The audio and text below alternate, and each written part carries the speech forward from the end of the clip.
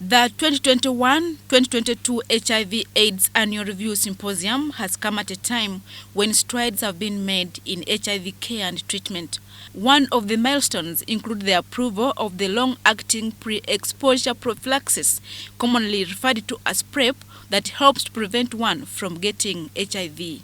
As opposed to the one tablet taken every day, the long-acting PrEP is transfused into an individual to offer protection for a couple of weeks. According to Uganda AIDS Commission, the Ministry of Health is working on the rollout plan. That's hugely convenient. It means that you do not, instead of taking pills on a daily basis, once you have an injection, you'll wait 2 months before you have the next one. And the adherence issues related to stigma and discrimination, issues of convenience, whether you will forget, you have an opportunity to focus on other things and only wait, in a period when this comes up. So definitely it has huge advantages. But again, like I said, it will not be compulsory, it will be a method of choice.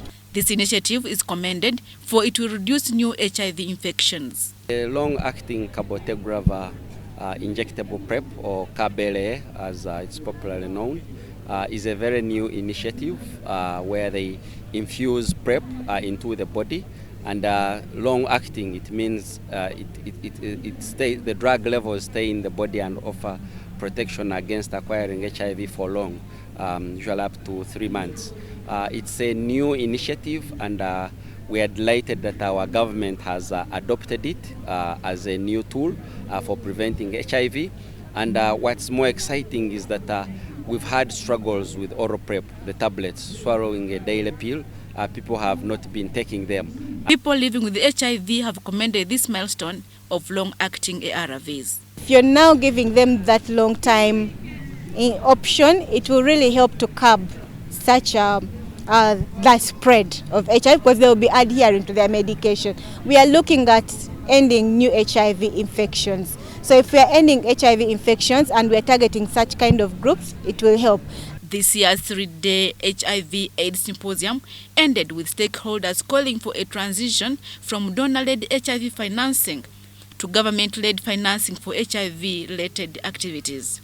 This has awakened the discussion around the HIV AIDS Trust Fund. When we talk about sustainable development and we talk about the pillars of health, there is nothing that is going to happen unless we deal with HIV AIDS.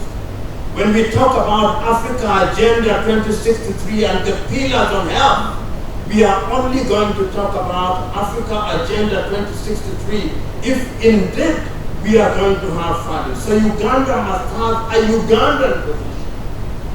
That Ugandan position must now be fed into the East African position.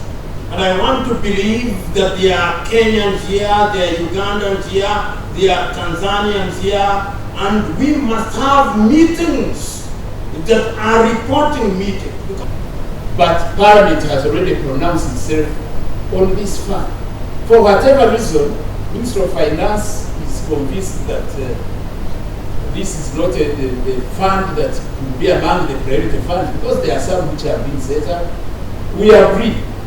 And from the Commissioner's submission, we are actually more than enthusiastic to have a single treasury account, if that was what is happening. But we are aware some substantial amounts of HIV and AIDS resources don't go to your basket. So if you are to convince us and you are serious, put your foot down. Let all resources that come within the country have a one-stop center. The 2021-2022 HIV AIDS Annual Review has shown that HIV is still a public health threat, with 15,000 new infections registered annually. Adiana Kuti, UBC.